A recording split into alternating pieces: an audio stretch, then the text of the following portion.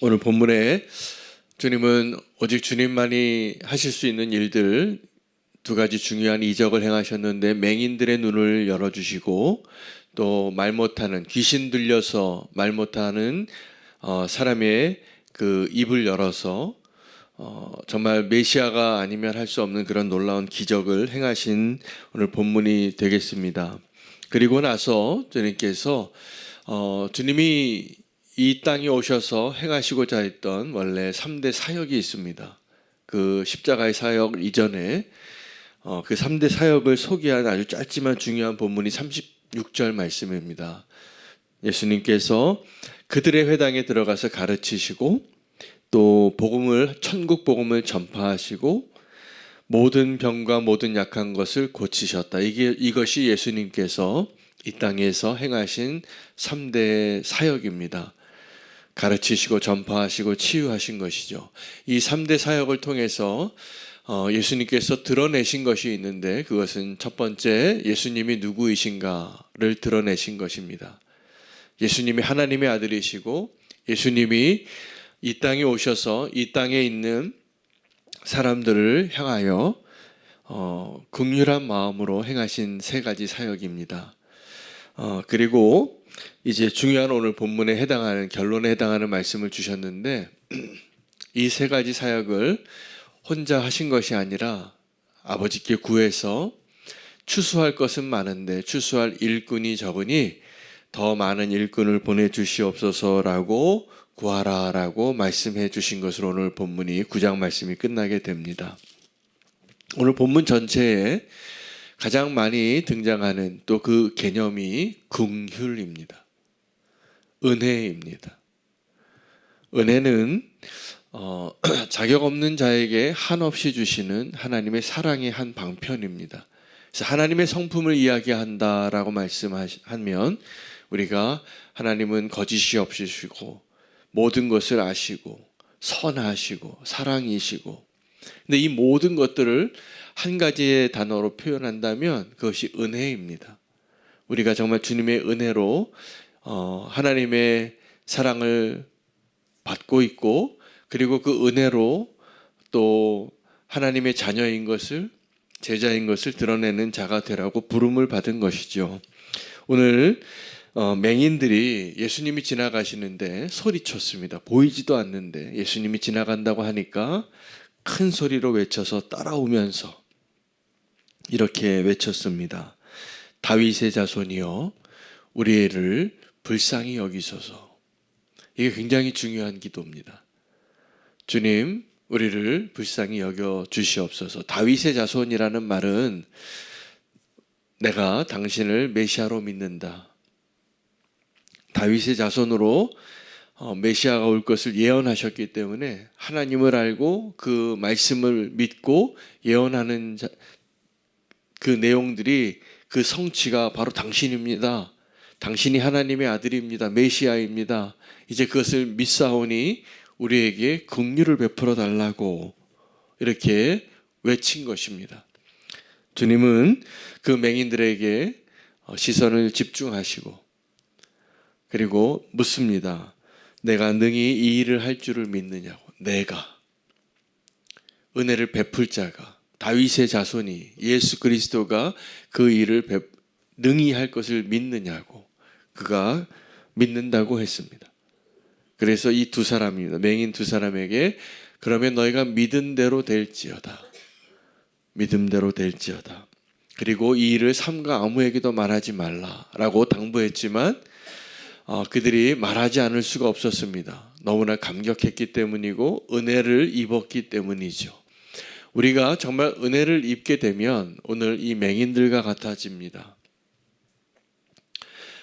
은혜를 구하는 자가 되고 또 그것을 말하지 않을 수 없게 되는 것이죠. 우리가 그 은혜에 대해서 정말 은혜를 구하는 자가 되기보다는 우리는 하나님이 주신 은혜를 받고도 내가 조금 그 일에 나의 수고와 헌신과 노력과 열심으로 내가 뭔가를 보태서 어리석은 일을 합니다. 그 은혜를 삭수로 바꾸는 겁니다. 그래서 내가 일한 대가로 얻은 것이야. 아니면 내가 운이 좋아서 얻은 것이야. 이렇게 생각하게 되어지는 것은 하나님이 우리를 향하여 주시는 그 축복의 방식을, 그 내용을 다 잃어버리는 것입니다. 그래서 하나님께 은혜를 구할 수 있다면 그것이 굉장히 중요한 기도의 제목이고 우리가 하나님을 향하여 꼭 가져야 할 중요한 믿음의 태도입니다. 하나님께 은혜를 구하시기 바랍니다.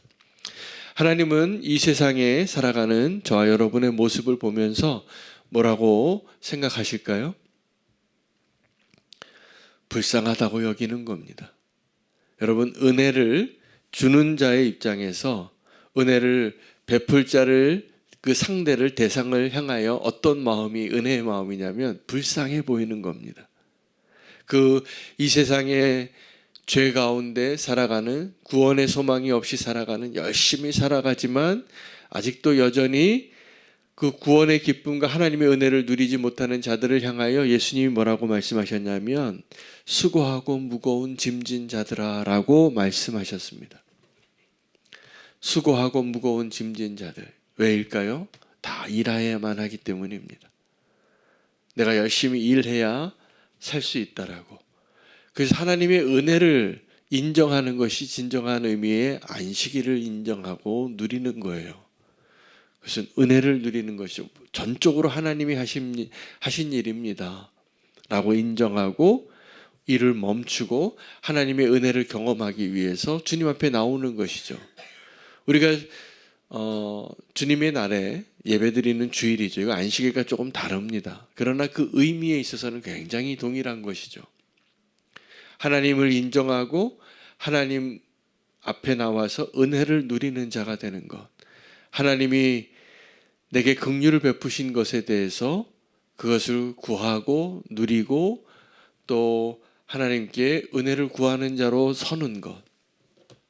오늘 이 일을 행했던 소경 두 사람은 눈은 보이지 않았지만 믿음의 눈이 열린 자였습니다. 그래서 예수님이 지나가시는데 예수님이 누군지 잘 분별도 못하는데 예수님에 대한 이야기를 듣고 예수님의 가르치신 그 내용에 대해서 전해 듣고 믿음이 생긴 겁니다. 그래서 긍휼을 구합니다. 너무나 필요한, 우리가 구해야 할 믿음의 태도, 우리가 구해야 할 그 기도의 내용으로 주님 앞에 다가간 것이죠. 다윗의 자손이요 우리를 불쌍히 여겨달라고 그렇게 해 주셨습니다.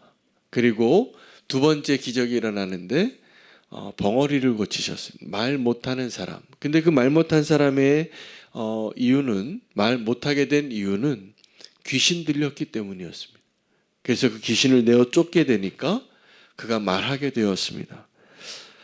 그 모습을 보고 바리새인들은 믿음이 없어서 은혜를 입지 못해서 그리고 이 은혜를 구하지 아니하여서 예수님을 판단하고 정죄합니다.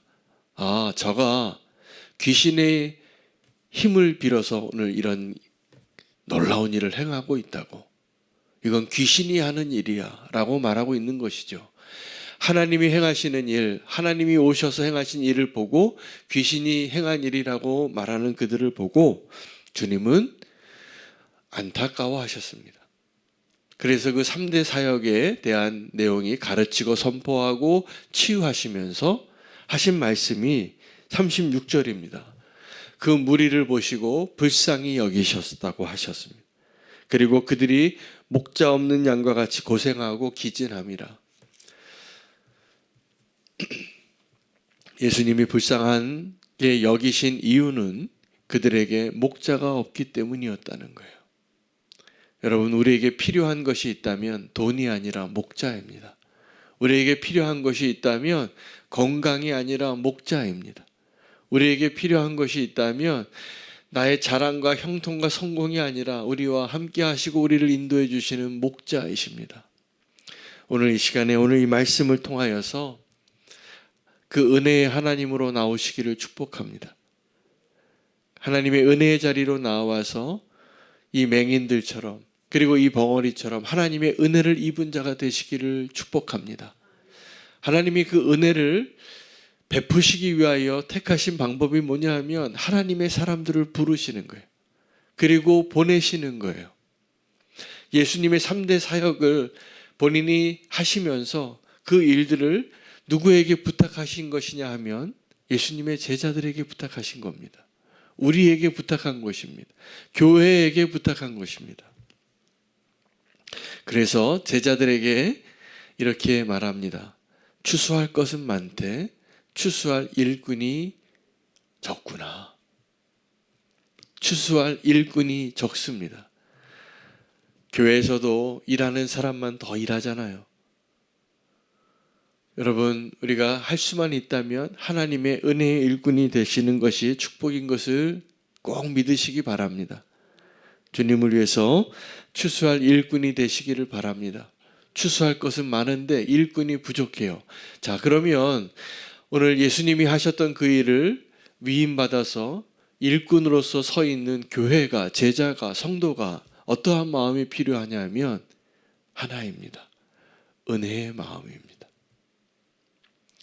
그 제자가 은혜의 마음이 없으면 우리는 너무나 쉽게 그 은혜를 삭수로 바꾸고 은혜를 잃어버려요.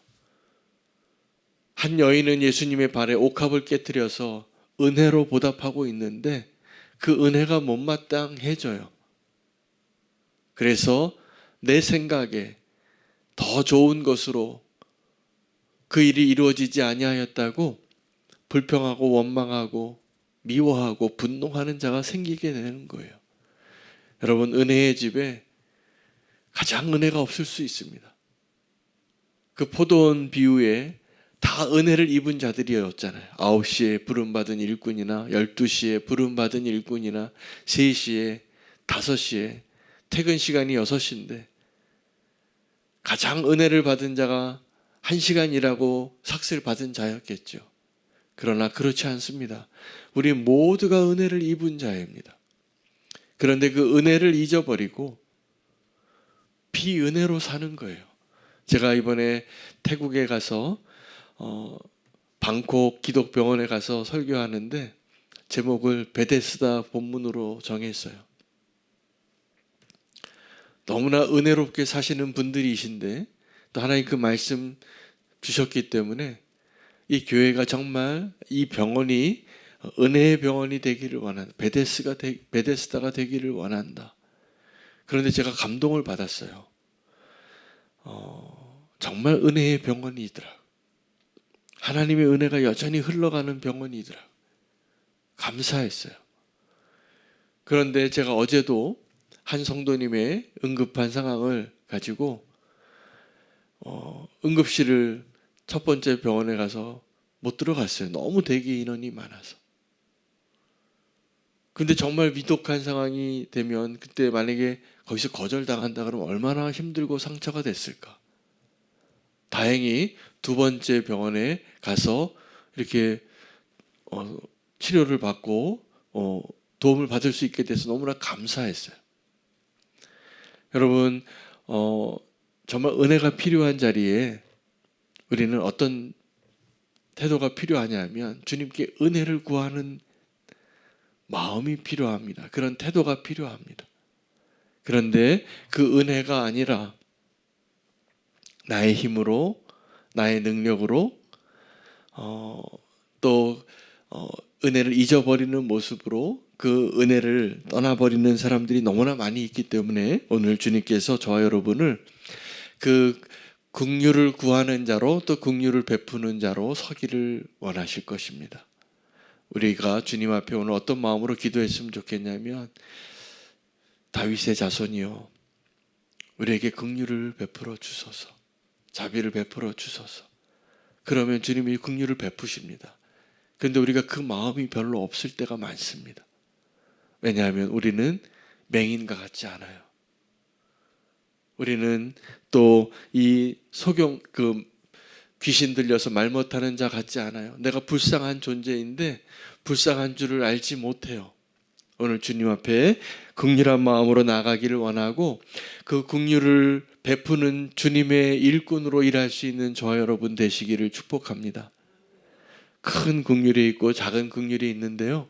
작은 긍휼만 베풀어도 은혜가 흘러갑니다.